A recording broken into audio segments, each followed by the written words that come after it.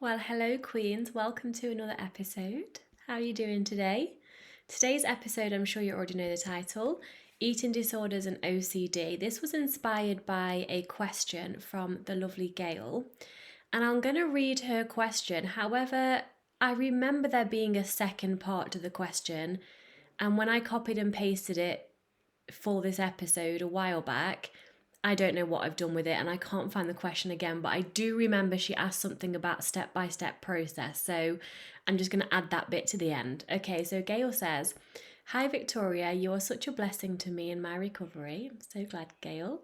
"I heard you on a much earlier video say you loved suggestions. I'm making such amazing revelations lately, and I think you may have said at some point that an eating disorder is a form of OCD. Exactly, OCD around food. That was so helpful to me. I'm wondering if you can do a full video on it or point me to one you've done in the past. The only way to cure OCD is to face the fear and stop the behaviour. How simple. I am very analytical and it makes so much sense. That treatment with working on body love and acceptance, and then there's a clear view to recovery." And then this is a part that I missed, but I remember her asking something like, "Can you give us a step by step on how to overcome OCD ED behaviours?" So let's dive into it. But before we do, I feel like I need to cough and I'm recovering from something. There we go, it's already happened. I'm recovering from something and I have been having these awful coughing episodes where I'm having to mute myself in coaching sessions, which is not ideal. And so if for some reason that happens, then I'm sorry and I will edit it out, but you might notice some kind of weird editing going on. If that happens, let's pray for it not to happen. That's why I sound also a bit different in my voice, but there we go. This is not about my immune system upgrade right now.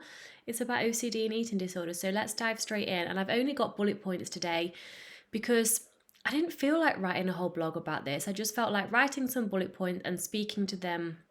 And so here we go. I just want to share my take on my experience with OCD and eating disorders, and also point out that I didn't have diagnosed OCD before I was diagnosed with the eating disorder, because OCD and eating disorders are two different things and they completely overlap. And there is such a thing as OCD ED, which is what I'm talking about today. So I'm not talking specifically about OCD that was present in your life before the eating disorder. However, I did have some kind of sites or kind of telltale signs that there was some kind of OCD type behaviors before the eating disorder came along. So I'm going to share my experience with that and then what happened in the eating disorder to see if that can validate your experience.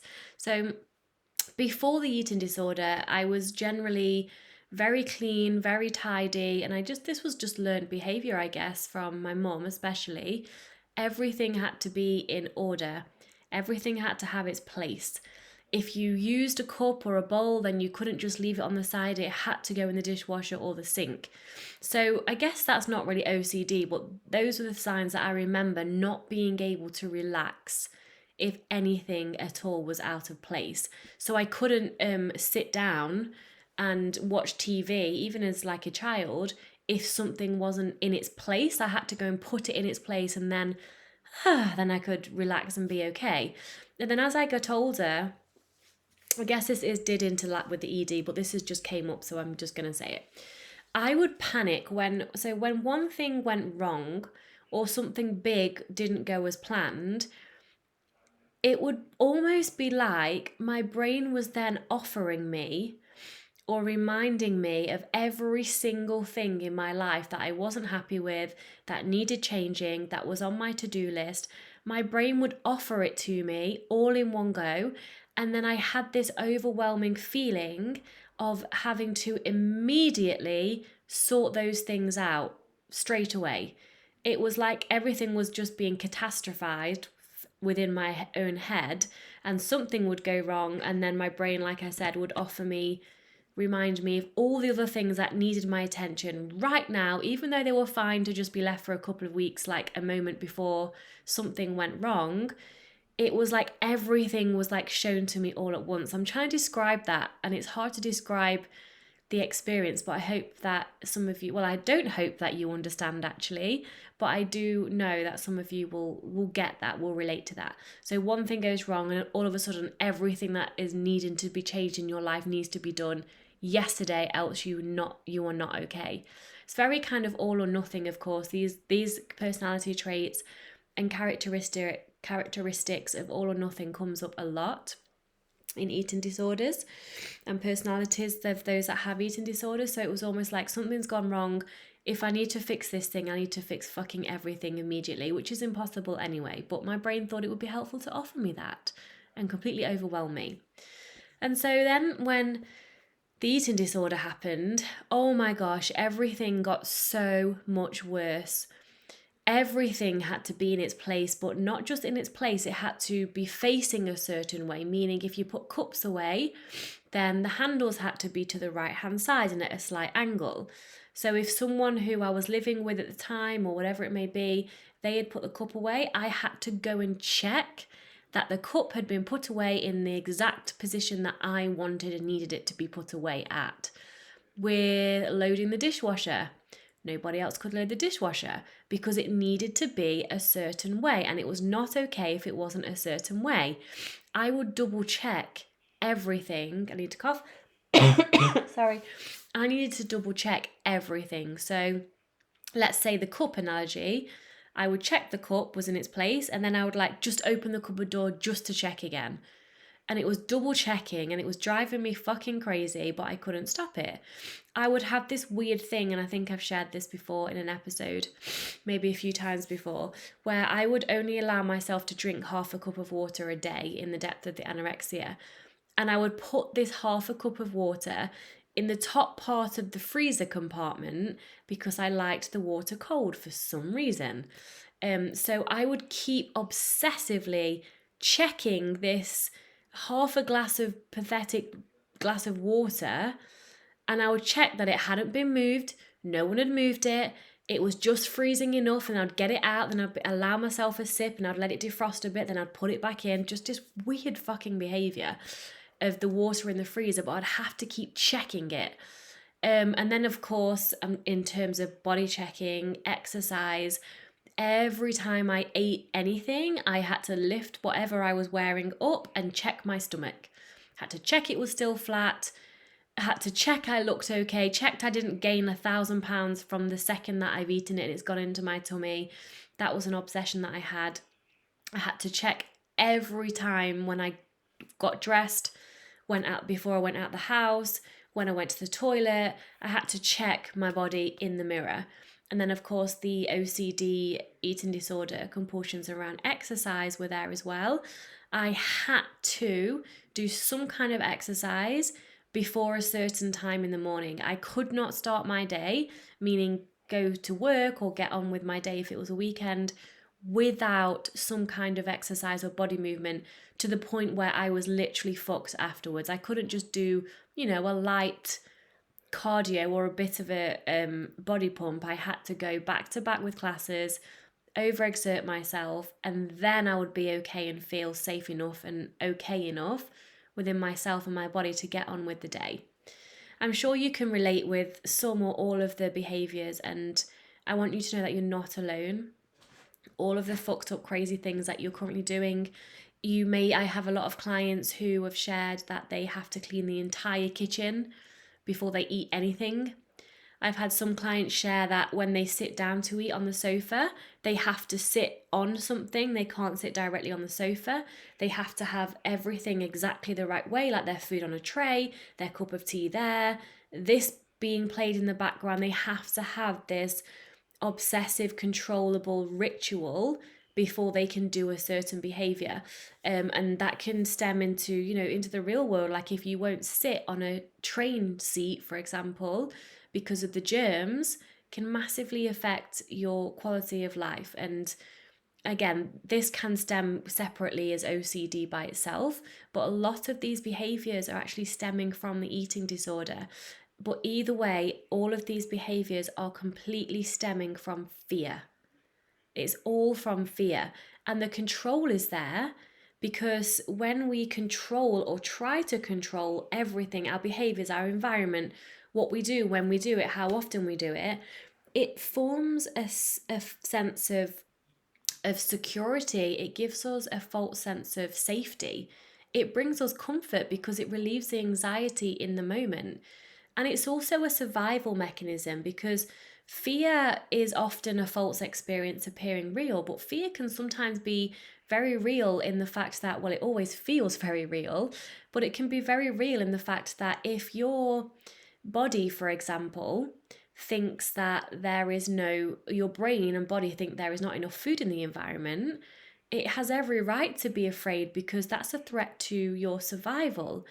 If you've had a lot of trauma as a child and you were brought up in a violent environment, you have every right and every reason, and it would make sense to think that the environment isn't safe and what can you do to protect yourself. So of course all of this stems back to the way you've been brought up. It can also be genetic, it can be passed down genetically. There's all sorts of reasons why this happens. The most important thing to know is that you can heal this, full stop.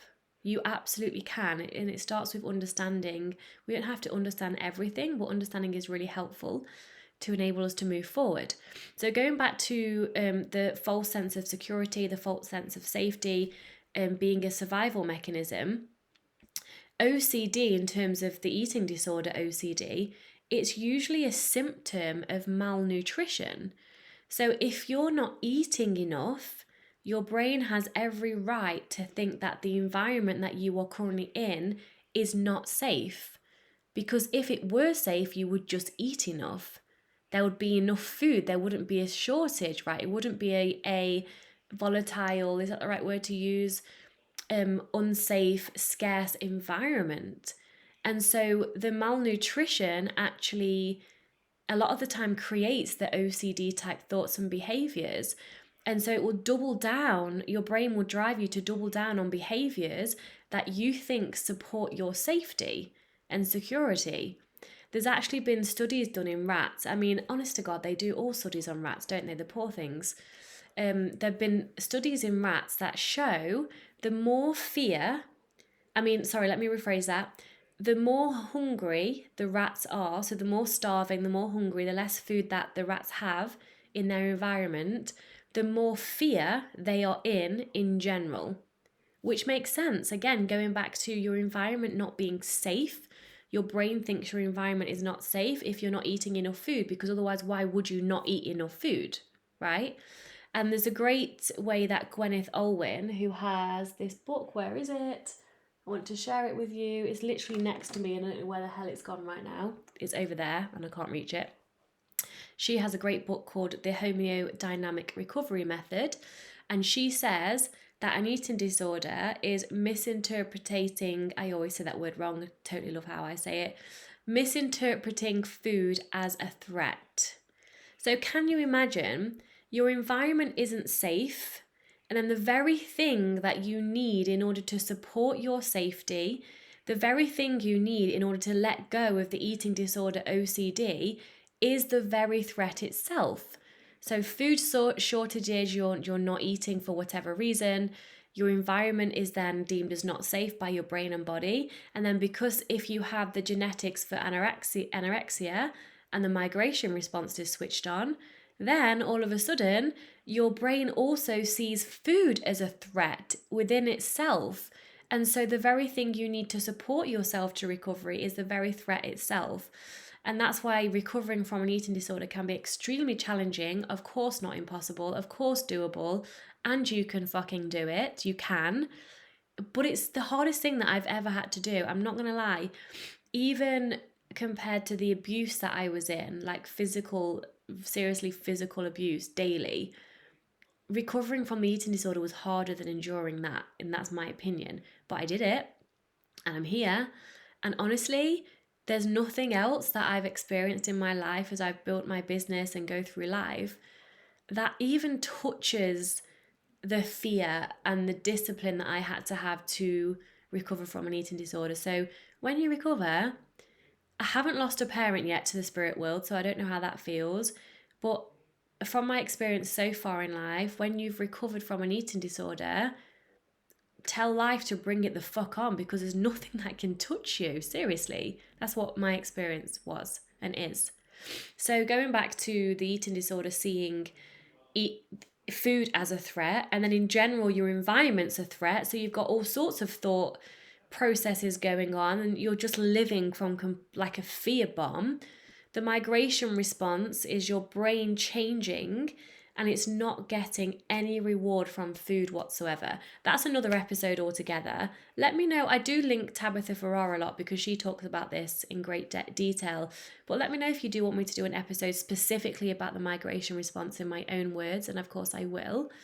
And then if you think of OCD, ED behaviours, they don't have to be actual physical behaviours such as body checking, the exercise compulsion and addictions, having to eat food at a certain time.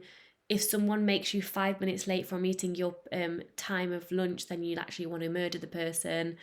All these rules and rituals and obsessions around food, your body, your environment, they are very physical. But I know all too well that these rituals, this form of OCD, can be very much mental. So, meaning I would lie in bed at night and do a post mortem of what I'd eaten that day as I was in bed. So, I would go back over my day and almost like I would literally watch myself eat what I had eaten. And I would do this throughout the day as well. So, excuse me, sorry. I would do this throughout the day as well. So when I'd eaten lunch, I would like make sure like an hour later I would sit there and I would go back and see myself get my cup of tea, get whatever lunch it was I had, and watch myself eat it and just like replay that moment over and over again to make sure that it was okay, to make sure that I didn't overeat or whatever it was that I was afraid of in that moment. So maybe you can relate to that. It takes up so much brain space. And in these mental rituals and like post-morteming your food, these thoughts just spiral out of control if you don't do the behavior. So let's say that I was in bed and I was like, right, I'm not going to do this behavior anymore because it's not serving me. Then I'll be like, oh my God, but what if this? If I don't do the behavior, then what if I gain a ton of weight? And what if? All again born from fear, all anxiety provoking. For example, if I had, which I did have my entire life until I really truly recovered, a fear of weight gain. So the fear of fatness, if I thought I'd eaten too much, it would literally feel like my skin was crawling and I would do anything to make that feeling go away. So the anxiety and the overwhelm of gaining weight was so big and so petrifying. I would literally want to crawl out of my own skin and I would do anything in my power to make that feeling go away. And that would be a behavior such as purging to relieve some of the anxiety, planning even more heavier restriction, doing something to try and get rid of that feeling that was stemming from that innate fear of weight gain. But here's the thing about continuing to relieve the anxiety in the moment. Every time we escape situations that make us anxious, the cost of that short-term comfort is long-term anxiety. So really think about that. Yes, in the moment when you're feeling like overwhelmed with anxiety and your skin is crawling and you want to do the behavior to make yourself feel better, all you're doing is perpetuating and feeding the OCD eating disorder behavior. You're perpetuating and feeding the anxiety. And so there needs to come a point where something has to change, because if nothing changes, you'll keep doing the same thing over and over again, and then you'll get the same results over and over again. Even if you want differently, something needs to change. And this is a quote that my lovely friend Julia, who I'm sure most of you will know by now, she said this to me during one of our coaching calls one time. And this resonated so much, so I'm going to share it with you again today. What I thought I was in control of was actually controlling me. And when I really grasped that, so I grasped this long before I met Julia, but I didn't actually get it. The way she articulated that was so beautifully put. But when I realized that I wanted to stop the eating disorder.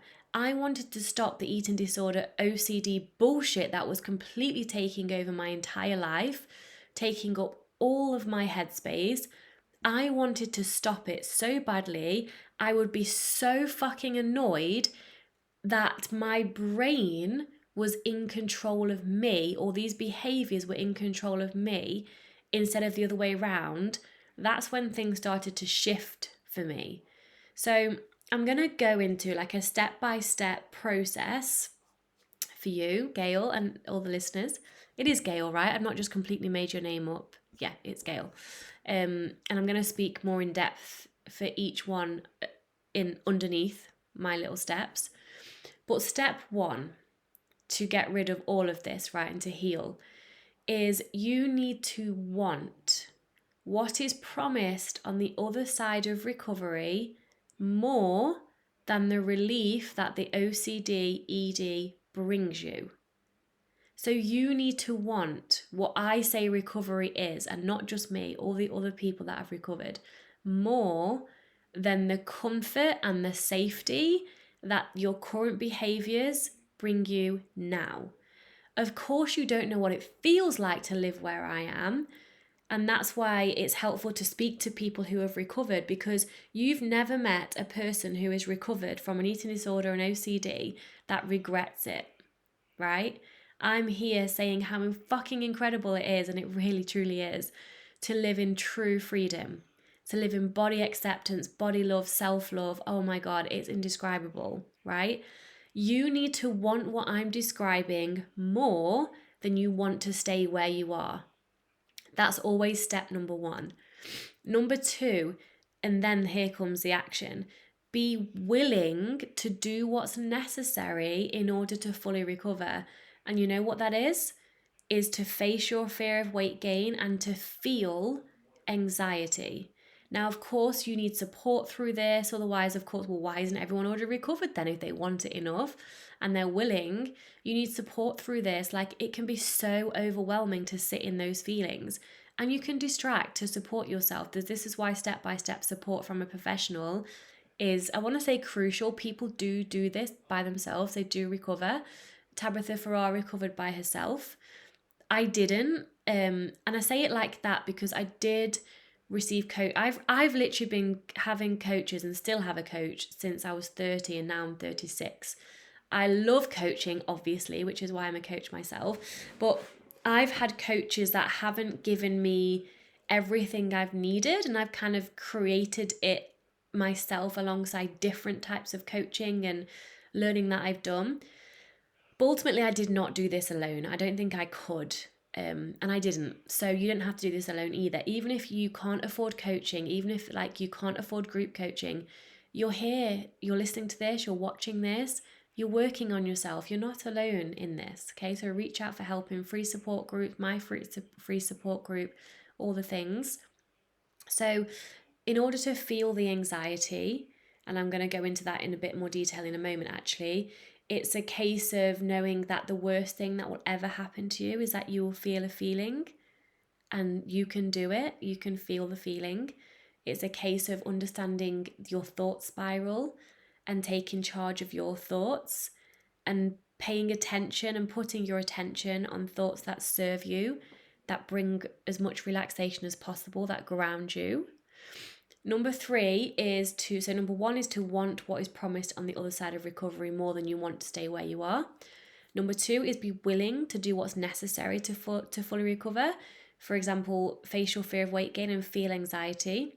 Number three is to do the opposite of what the eating disorder OCD is telling you to do, and repeat. More about that in a moment because we need to go more into depth in that. But it's basically, like you said, Gail, quite simply but not easily, doing the opposite of what the eating disorder or the OCD want you to do, and just being consistent with repetition, and then those feelings, those urges will actually go away because your brain's always watching you. Depending on what you do, your brain will change, right? Because you get to change your brain through neuroplasticity. Your mind and your brain are two different things. The mind is a part of you that is consciousness that gets to choose. The mind isn't the brain. You have a brain. It's different. Okay. Number 4, this can be really beneficial, is to take up a hobby to help distract yourself. So something repetitive. So those that have severe OCD, ED behaviors, something repetitive such as knitting, arts and crafts, keeping your hands busy, doing puzzles, crosswords, etc. Something to occupy the brain and the hands, something to focus on as you start recovery can be really beneficial. Let me just take a sip of my drink. Number 5, having accountability. This is crucial. Someone who is expecting you, for example, to send them what you say you're going to eat tomorrow. Or someone who is expecting you to send them photos or a list of what you've eaten today. So this is where coaching can come into play, obviously, and mentoring, or a friend that's willing to support you through recovery. And again, it comes down to, you don't have to do this alone. Accountability can be so crucial to support you through this. And number 6 is similar but not the same. It's support. Support from someone you live with, if possible. I've had clients move back in with their parents to prioritize recovery, and that's a very smart thing to do. So support from someone who you live with. Notice the signs before the signs. For example, if this was one for me, and have an SOS plan in place. So when I noticed that I would start to worry about how much butter Wouter, my now husband, was using to cook, and I would start to then want to start taking over the cooking so I could control the amount of butter that I was using to cook things in. I knew that if that continued, then I would start to count. Then I would start to try and do little micro restrictions here and there to try and compensate for the fear of the butter that I had, which ultimately was fear of weight gain. So when I noticed I had a bit of an issue around the butter he was using, my SOS plan was very simple. And that was to just share with him, okay, I'm having the thing come up again where I'm wanting to control how much butter you're using, and I'm feeling annoyed at you for using so much butter. So I'm just sharing that with you so you can just talk me down and give me a hug and remind me that I don't worry about that bullshit anymore. And so I've taught him how to support me through that. So he would just hug me and remind me why I don't need to be worrying about any of that shit anymore. And then I could stop that behavior and continue recovery, right? But if I didn't notice the behavior before the behavior, meaning the feeling of unease with the butter amount, which would then go into counting, which would then spiral into other stuff, I would support myself by sharing with him, and I lived with him and still do, and that was supportive of me during recovery. So I'm curious, what can you do to support yourself in your environment and get other people involved to support you in your recovery? And number 7, oh my God, I'm sorry for sniffing and coughing and all these things. Number 7 is, you will need to use all that discipline of yours that you absolutely have. I know you have it in ample amounts. You will need to use discipline to continue rewiring the behavior. And so, of course, when you're out of malnourishment, this gets easier. So for now, you will have to use a fuck ton of discipline to do the opposite of what the eating disorder and the OCD want you to do. Want it enough, be willing to sit with the discomfort of the anxiety and the overwhelm, get support through that, and use that discipline to do the opposite of the behavior. Because listen to this, you train your brain via your behavior. So why not train your brain that it is safe to be in the environment you're in? It's safe for someone else to cook and use a shitload of butter. It's safe for you to eat Nutella out the jar. All the things that the eating disorder OCD doesn't want you to do, show your brain that it is indeed safe to do those things. So a mantra that can be really helpful, and this was helpful for me, is I can tolerate this feeling and I will not act on it. I will breathe through this feeling. I will write about this feeling. I will talk about this feeling, but I will not act on it. And that can be when you're wanting to purge. That can be when you're like, your skin is literally feeling like it's itching and you want to crawl out of yourself because the anxiety is so overwhelming. That can look like taking a breath and being like, right, I can tolerate this feeling and I'm not going to act on it. And then what can I do to support myself through this feeling?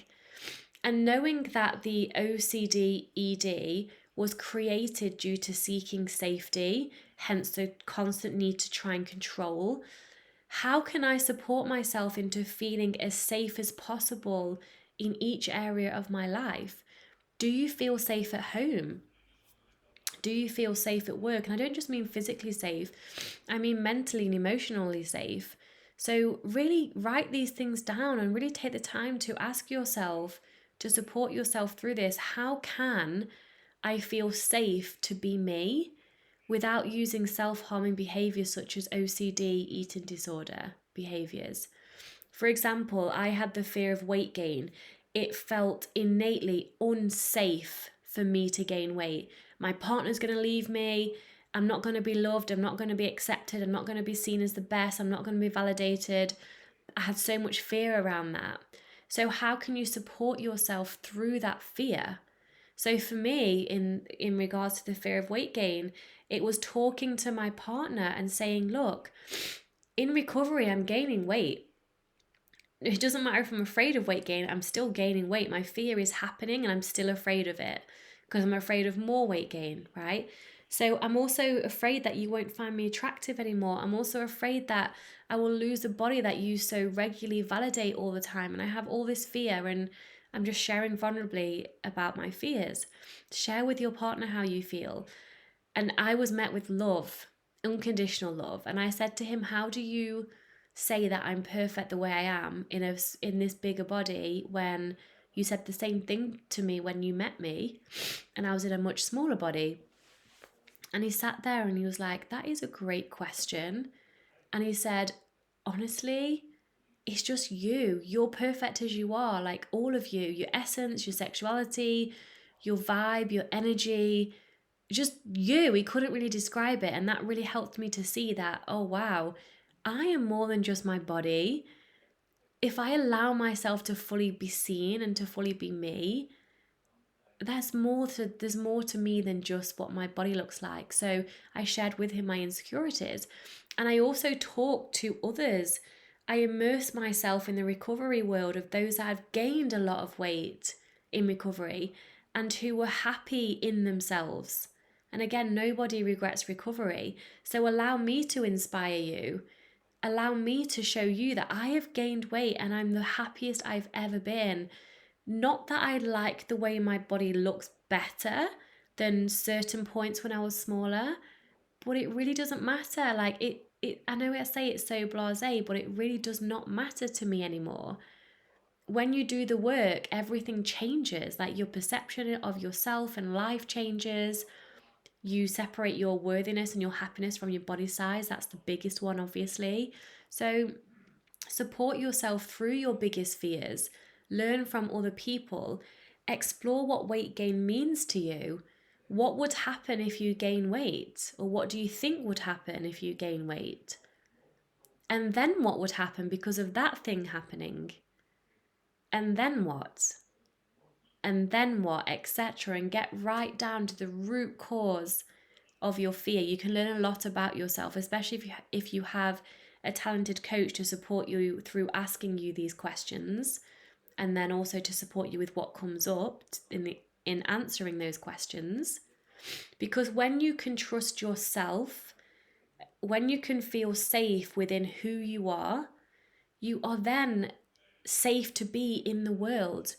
You then are able to embrace uncertainty. Because here's the thing, the only one certain thing in life is uncertainty. And so when you no longer need to feel the need to control, to try and feel safe, when you no longer need to feel the controlling, oh my God, I can't speak. When you no longer feel the need to control your body size, when you no longer feel the need to control your environment, to control the cleanliness, to control in order to feel okay, when you innately feel okay and safe within who you are, when you trust yourself and you trust your instincts and your intuition, bring it on. The world happens uncertainty happens and you embrace it instead of trying to control it and run away from it at all costs. Because as I said, the only certain thing in life is uncertainty anyway. So you may as well embrace that. And also I wanted to go into more depth on how to do the opposite of the eating disorder OCD behaviors on repeat. And that is to create routine rituals to support recovery. Sorry, excuse me. So for example, if you have to clean the entire kitchen before you prepare food, what other ritual can you start doing instead? I always say swap, don't stop when you're changing harmful behaviors. So ask yourself, well, first of all, you need to get clear on what your ritual eating disorder OCD behavior rituals are.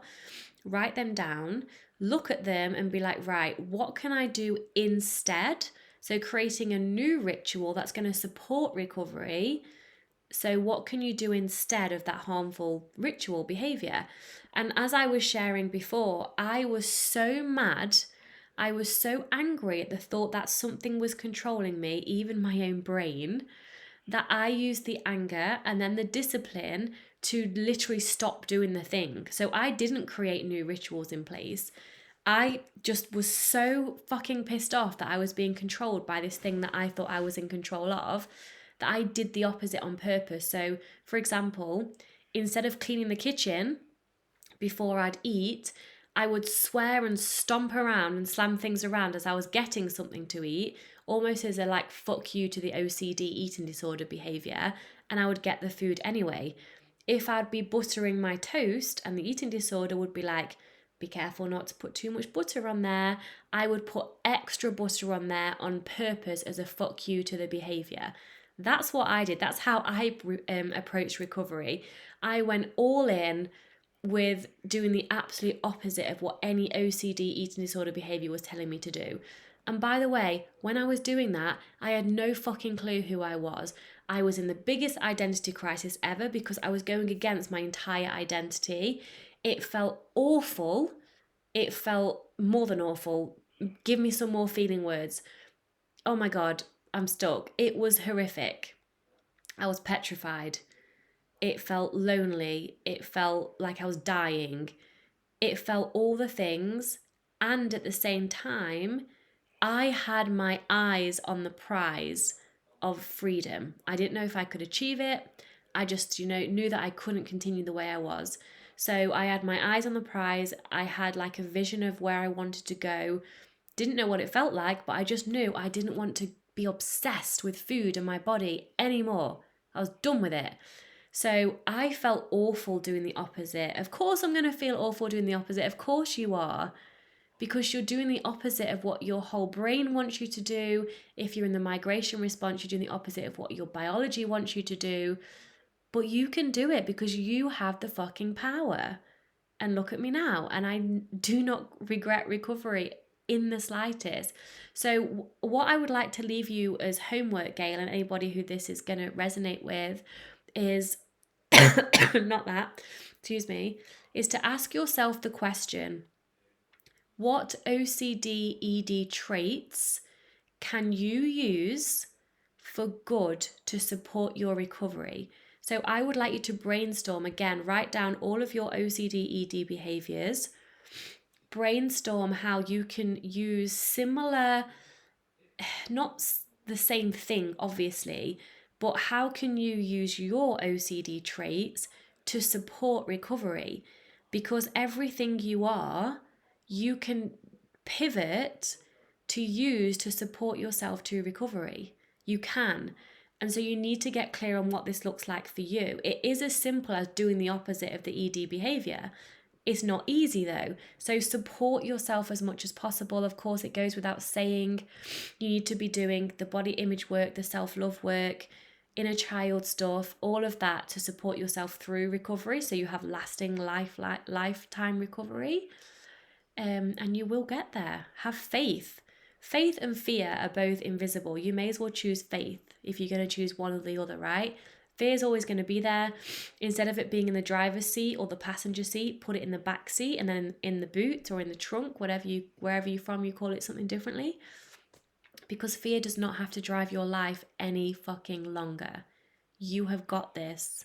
And you will start to notice, and I have noticed this within myself as well, as you recover, the OCD behaviors and thoughts and rituals will start to fade away.